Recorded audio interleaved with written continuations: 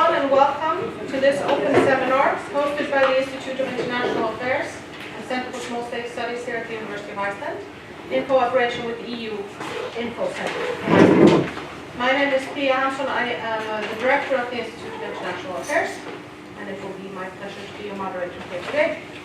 The topic is very compelling: Schengen's Mediterranean Border Year of Horror. And it's not often that we have such dramatic titles of our seminars, but it is a telling title, and in fact a very accurate one as well. The year has been horrific when it comes to the human tragedies driving mass migration in the Mediterranean. And the dilemmas facing those in charge of the policy-making side are of course very real. So here to tell us more, it is my pleasure to introduce to you Dr. Hugo Brady. He's Senior Associate Analyst at the EU Institute of Security Studies and Visiting Fellow at the European Institute of the London School of Economics.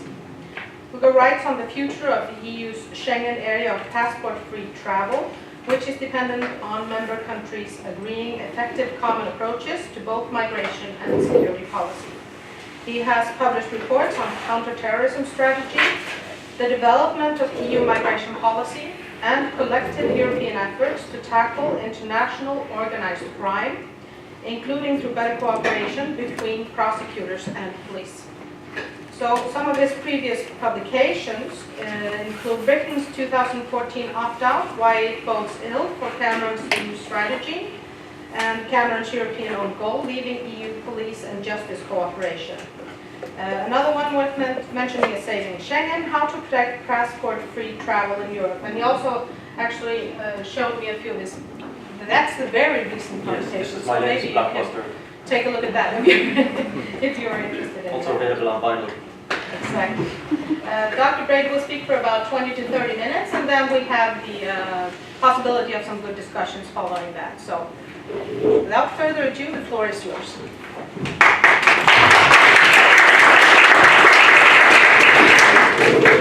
Well, thank you very, very much. I cannot tell you how wonderful it is to be here, because I'm really passionate about Iceland.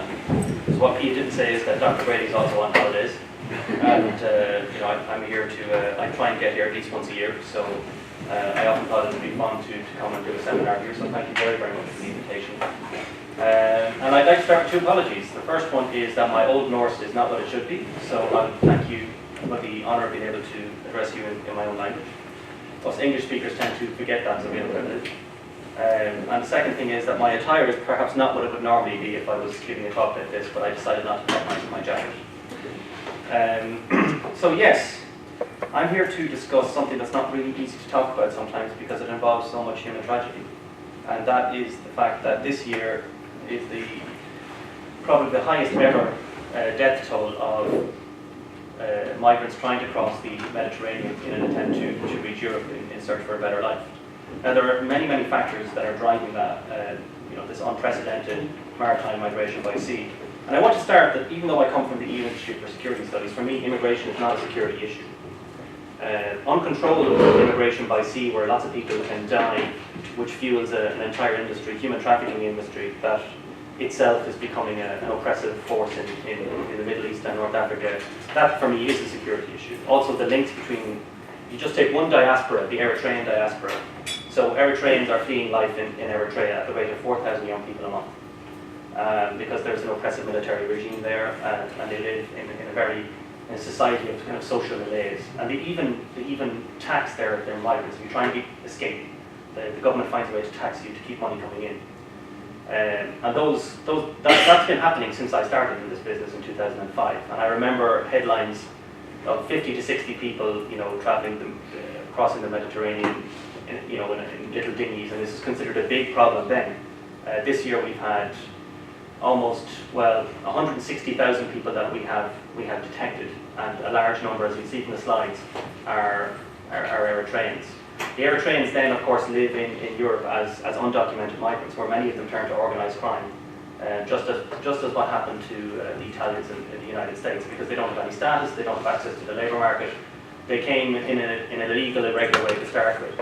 Then these networks, they form links with the trafficking groups, many of which are perhaps just ordinary people who want to see their cousin or brother or sister get out of Eritrea. They will send money to the trafficking networks who promise them that they can do this, and they will bring them all the way up from the Horn of Africa to Libya, which is the main gateway now, and on it goes. But even to the transfer of money will happen through these illicit networks that are often used as well for counter-terrorism purposes, the so-called hawala networks, which are kind of black market banking basically. And this strengthens and hardens these links of chain migration and also living off the grid and the further alienation of those communities. So in and of itself, it is a terrible phenomenon because it leads to much human unhappiness. But it's sparked by a completely understandable and something I can very much appreciate, the desire for a better life from a society that doesn't offer any opportunity. So anyway, that's just one small example. But where does it begin? We have to set the context, because maritime migration from the Mediterranean has been happening since Roman times. It's nothing new. It's simply accelerated over the last couple of months and couple of years, especially in the last decade. And I think if you want to find a point just to start, it really begins with a lovely man called Colonel Gaddafi. And Colonel Gaddafi famously turned around to the Europeans a few years ago and said, I want 4 billion a year or Europe goes black. And what he meant by that very crude statement was that I will control the trafficking networks. Libya is a reasonably prosperous Muslim country. We will stop the sub-Saharan Africans from trying to get through our territory to where they can. The nearest point of access for them is the island of Lampedusa. And the foolish Italians said, well, maybe this isn't such a bad idea. And they signed a special treaty with Libya, which migration control was part of. Now, in fairness, that treaty, whatever you might think of it, did work for those purposes. But when Gaddafi was overthrown in the aftermath of the Arab Spring, suddenly Libya became ever more ungovernable. And Libya has been progressively becoming more and more ungovernable. And what you have is a large amount of young men with no economic opportunities who are setting up trafficking networks of their own. What I personally believe is that Gaddafi was playing both sides of the game. I think that he was licensing and regulating smuggling, and he would keep it to such an acceptable level that he could still get money off the Europeans. So that kind of Faustian pact collapsed. Libya opened up, and now what you have are very complicated networks of traffickers cooperating throughout Africa and the Middle East, and I'll explain a little bit more in a minute. Then you fast forward to October last year, and a horrible tragedy off the island of Lampedusa where about 336 people died. Now I have my latest paper here on this issue, and I just apologise right now because it's already been overtaken by events and some of the figures are not quite right. They're usually just an increase on the figures I have there. But Lampedusa shocked people because it was the biggest single loss of life in such an incident ever. Then a few weeks later, another couple of hundred people died in another shipwreck off Malta. And then the Italian government felt obligated to do something special. And what they did was they created an operation called Mare Nostrum. Mare Nostrum is an ancient Roman term meaning RC. And this was a rather idealistic attempt to basically, it was called a military humanitarian mission. I don't know how comfortable that makes you feel. But what it basically means is, I've written it down here so I don't leave anything out, but the operation employs both naval and coast guard vessels suitable for search and rescue missions, amphibious craft, patrol boats, a floating hospital, and frigates capable of escorting other ships into port with the assistance of helicopters. Reconnaissance aircraft and unmanned Predator B drones search the sea for suspect vessels and monitor activity at the Libyan ports, from which most of the boats set sail, that's true. A control centre in Pogo Renatio in northern Italy analyses the incoming data in real time and allocates the mission's daily priorities accordingly. Now, as militaristic as that sounds, that mission saved 160,000 lives in the course of 1 year. So, in many ways, Mare Nostrum was in itself an Italian sense of, we must do something. We cannot do nothing. And just it was launched in last November, and it has just been wound up in the last, on October 31st, the Italian Interior Ministry announced that they would wind Mare Nostrum up. It would work in transition for 2 months with an EU mission known as Operation Triton. Now, Operation Triton, to which Iceland actually is also contributing, will be a much, much smaller mission, just to give you an example, Mare Nostrum cost €9 million a month to the Italian government to operate. Frontex Operation Triton will cost about 2 million. So the mission will be much, much smaller in scope. It will not, unlike Mare Nostrum, be a search and rescue mission. It will not, unlike Mare Nostrum, patrol the Libyan coast. So it will patrol the Italian waters in cooperation with the Italian government, and other European countries will give it assets and so on. It's actually a merger of two existing operations there anyway.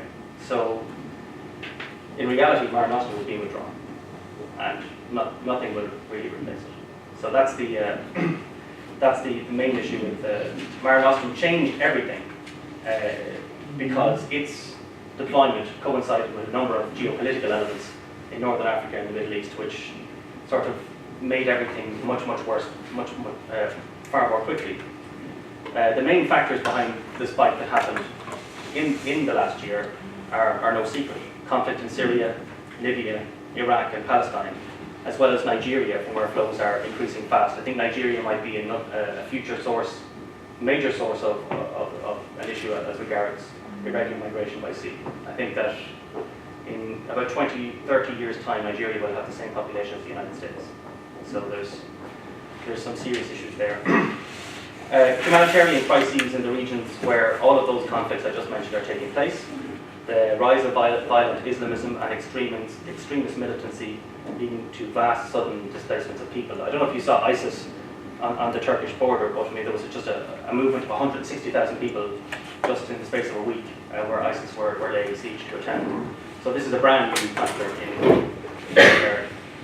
The top 5 nationalities, as we'll see in a second, are the Eritreans, Syrians, Sub-Saharans of unknown nationality, because often migrants don't actually say where they're from, to increase their chances of, or sometimes they'll say they're Syrians because they know countries are taking a lot of Syrians right now.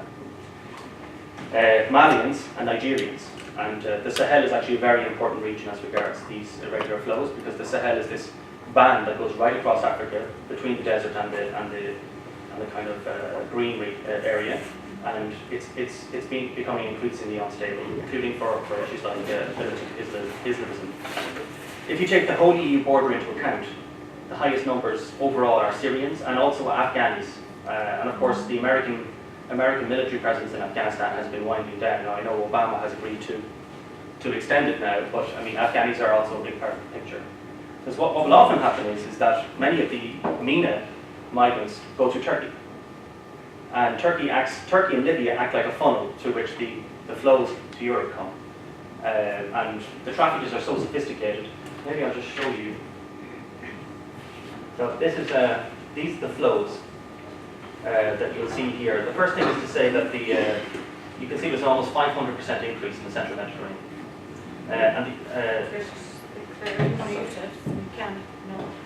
It's like this Oh, yes. old-fashioned thing. Yeah. Well, this is like something I used to get hit with at school. Right, so you can see there's an almost 500, everybody likes maps, don't they? There's an almost 500% increase each year. These figures have actually increased a lot since this map was taken, because I already believe that the traffickers have adapted their model a bit. And what we have now in Spanish Morocco, for example, are about 2,000 people have stormed the fences so far this year. If you look up on YouTube, you will see these mass migrations of people climbing over fences. It's really very dramatic to watch it. And of course Morocco is trying to sort of clamp down on that, and people have mixed feelings about that. On the one level, they're cooperating with the EU and trying to set up their own asylum system, which is good. It means they provide more protection to people. On the other hand, there's a suggestion that they have been getting involved in heavy-handed pushbacks of migrants, which is not good. I just wanted to say also that from here you can see that it's a west, central and east phenomenon. There's also like very large increases here. I mean, originally Greece was the big problem in the Schengen area because it has, if you take all its small islands and borders, it has more borders than the entire continent of Africa. And it also has a public administration that has struggled to deal with migratory flows in the past. It's much better now, but there were about 50,000 people waiting for their asylum claim to be heard in Greece. And detention of migrants in Greece is one of the principal control tools. So they will tend to get locked up in horrible conditions while they're waiting for an asylum claim to be heard by a system that's not well developed enough yet. Fortunately, the Italians done an awful lot of good work they're actually reforming their entire asylum system right now to make sure that they can process people in an appropriate way, and everybody gets a chance for a fair hearing. But again, they're trying to do that in the eye of the storm. Now, I actually wanted to show you. Never mind about that for the moment. These to show you the figures and how the increases between last year and this year are so significant. You see Syria, Eritrea, unknown sub-Saharans, Afghanistan, Mali. That's for the entire area. This is for the central Mediterranean. And you'll see there, exactly as I said, and you'll see the spike from last year to this year. Never mind about that for the moment, we can come back to that with questions. I simply wanted to show you this, as this people just crossing the fence. And you can see these very comfortable, nice Europeans playing their golf. Well, these people are making a bid for whatever. Now, I'll just leave it on this for a second, because I'm going to talk about the traffickers and how they are and how they operate. So the 400% increase over the last year has been partially, you can attribute it to the fact that the human trafficking networks have gone from a Skype-like business to Google. They've developed their business model into a far more sophisticated thing than hitherto. I have a little thing here on how it actually works.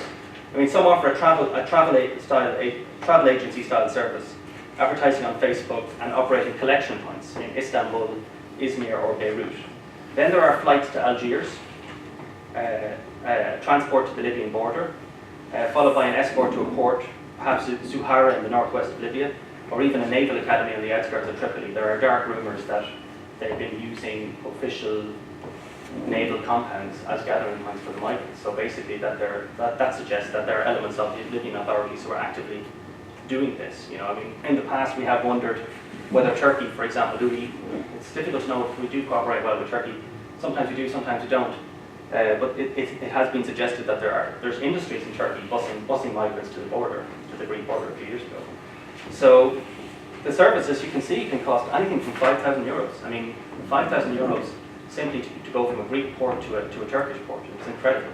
And we have to find a way. The solution has to be using this money in a more sensible way, in a more humanitarian way. Canada, for example, has a sponsored resettlement scheme where you talk directly to the diaspora and say, don't give your money to the traffickers. Let's set up a sponsored resettlement scheme where you can sponsor your relations if that's what you want to do. If you're going to spend the money anyway. The people who have the very worst time are the sub-Saharan Africans, who are treated with great racism. They won't get the kind of treatment that the wealthy Syrians fleeing the war will get. They may get forcibly recruited in a refugee camp, perhaps near Khartoum, made to work their passage to Libya, where for about 600 euros in hard labour, then be forced below decks. And when the traffickers, what they do is they take all the migrants out on small boats, then they put them into large boats that are always floating in the middle of the sea. Then they push the boats out, and they may, in some instances, sink the boats to force the international authorities to react. And often, what can happen is that the people who are trapped below decks are drowned or suffocated with exhaust fumes. And they will often be sub-Saharan Africans who are given the worst places on the boat. So just to illustrate that a bit more. And you often also see that there's incredibly great sophistication. The facilitators will actually hand these cards out to migrants, showing what type of conditions that they can expect, what kind of permits they need to look for, what's actually going to happen. You can see here it's actually a finely researched document, and you can see that Sweden, Norway, and Denmark are up there. So a lot of people are going to the Nordics. So the sophistication is quite something else. So what's going to happen now? Well, in my view, global mobility is the future. These mass movements of people are not just explained by conflict in Africa. Of course, development policy is very important. But the fact of the matter is that in the last 20 years, international tourist arrivals, border crossings, they're all skyrocketing, because that's the globalized world that we've been building. When you open up borders to trade, mobility of people inevitably follows. And then the internet, which is done for human imagination and memory what the Industrial Revolution did for muscle, is spreading information everywhere so that people are more empowered to travel. The idea of traveling is much more much more omnipresent now than it was before. And although it's very easy to point the finger at the European authorities and say, well, you guys are just, you're persecuting people for looking for a better life. Well, I think that's a bit strong. I think boat people everywhere cause panic. A couple of tens of boat people off the coast of Canada caused a national panic a few years ago. Australia has a 3-to-1 deal with Malaysia, quite a controversial deal, where for every 3 illegal migrants that Malaysians accept back, they will accept 1 resettled asylum seeker from Malaysia. The US signed a deal with a country it doesn't even recognise, and this is a big issue for the Europeans. We have nobody in North Africa we can work with. You'll see that very few of these countries have working administrations, except Morocco and Tunisia. Egypt does, but Egypt is a weird part of the puzzle, because Egypt has not traditionally been a centre of thousands and thousands of migrants, which is very interesting because Egypt's the size of Germany, population-wise. So if either Egypt or Algeria were suddenly to become so unstable that they were to spark spontaneous migration, I mean, the traffickers would have a field day. They would have all the kind of business they would ever need. Every single boat of migrants is worth €1 million to the traffickers. So when they get a boat out into the sea, they've made €1 million. And so for them, it's such a great commercial enterprise. And the key is obviously breaking up how they operate, taking away their business model. It has to be a mixture of humanitarian efforts. We have to also get very lucky. I mean, in the American case, what were happening in America were many Cubans were crossing to Florida and they were drowning in the sea. So actually led by the Cuban American Association, they said this has to stop, because the more people we encourage to come, the more people are going to die. And then you get into these very paradoxical debates of, so if we do the right thing, we are only encouraging more people to die at sea. But if we do the wrong thing, won't they just come anyway and die at sea anyway? We can't do nothing. So we're in this terrible paradox. It only worked for the Americans when they developed this wet foot, dry foot policy, which no matter what you think of it, did actually work for them. Which is they made it very clear that the consequences of crossing by sea were, you couldn't profit by crossing by sea, because what would happen is they would pick you up in the sea, they would process your asylum application on the sea in a floating application centre. The Americans obviously just can't do then they would send them to Guantanamo. In Guantanamo there is a place for terrorists, as you all know, but there is also a place for asylum seekers. And in that place you will be sent, you will stay until we find a country, not America, that will take you. And they have, including European countries. What I've often found is the counter-terrorism responses and the immigration responses, they're often disturbingly similar. And actually this wet foot, dry foot policy, but if you do make it to mainland America, you're in. So they made it much harder to come, but they said for the people who do actually get through all that obstacle course, there's very little formality after that.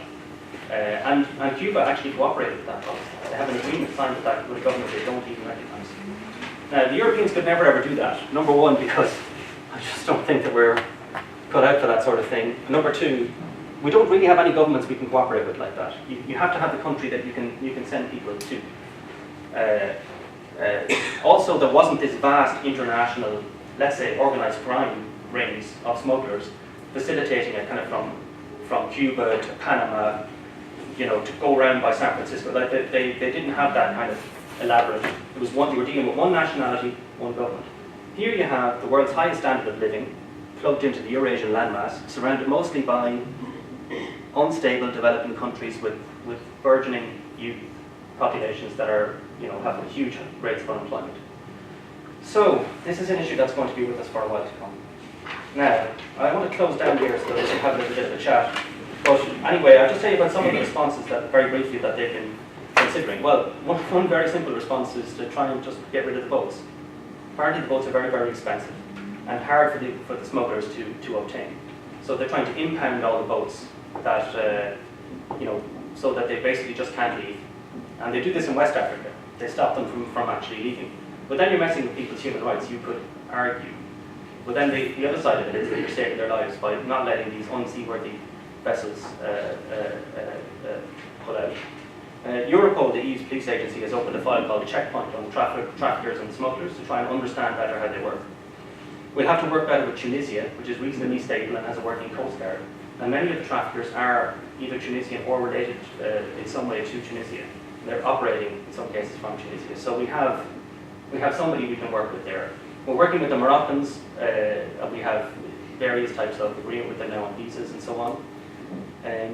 We need to work with Turkey, who we've just opened visa liberalisation talks with. And in my view, a brave thing to do now would be to accelerate those talks so that we get a deeper level of cooperation with the Turks. The Italians did propose a CSDP, kind of a military mission to tow the boats and apprehend the smugglers, similar to Operation Atalanta, an anti-piracy mission of the Horn of Africa, which has been very successful, but other countries felt that was a step too far. Anyway, I'm sure we'll get into other bigger issues during the discussion, so I'll just leave it there for the moment.